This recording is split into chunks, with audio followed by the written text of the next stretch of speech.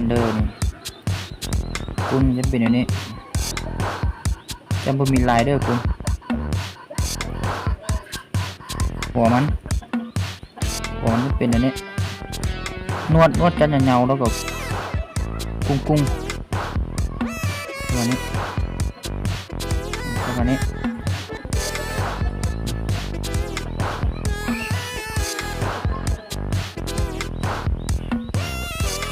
จะบ่มีลายเป็นอย่างนี้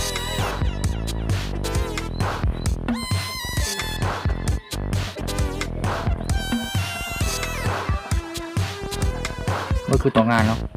ตัวงานมันจะมีลายแล้วเวลาเอาจับแล้วมันที่ก็เอาเลยนี่ตัวนี้เป็นตัวแม่นางพญาตัวนี้อันนี้ตายแล้วเมื่อวานนี้น้องใส่เหยียบมันตายหัวแดงแล้วก็ตัวใหญ่ๆแล้วก็ตัวมันจะมีขนนี่หลายๆด้วยตัวมันแต่ว่าโค้งโบเห็นซิ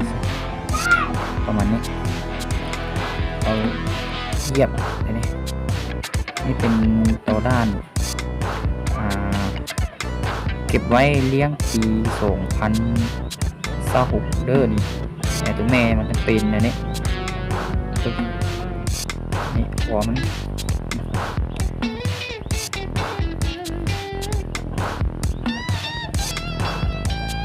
หัวของตัวผู้ตัวแม่ตั้งกันอยู่ใดเนาะรวมกัน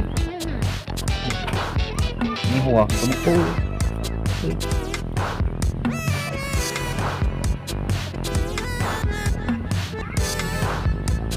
ยังต่อเลยอยู่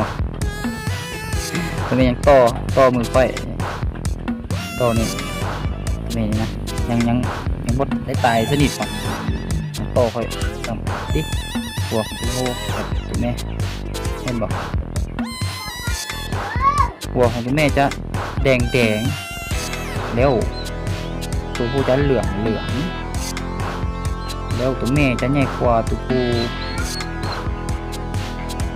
ประมาณนี้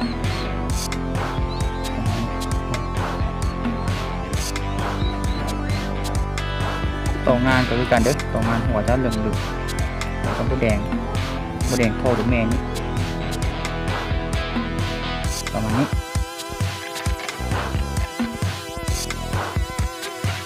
ยังไม่ได้ตายสนิทเนาะจริงๆยังต่อค่อยมีค่อยนี่รู้สึกว่าเลือดออกแล้ว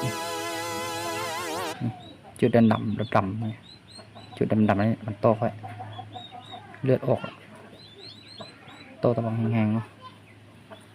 ประมาณนี้เป็น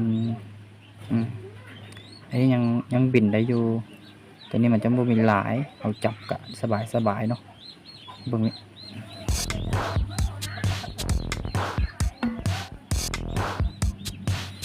คือว่าโบแจ้งเนาะโกงนี่มันจังหวะดิ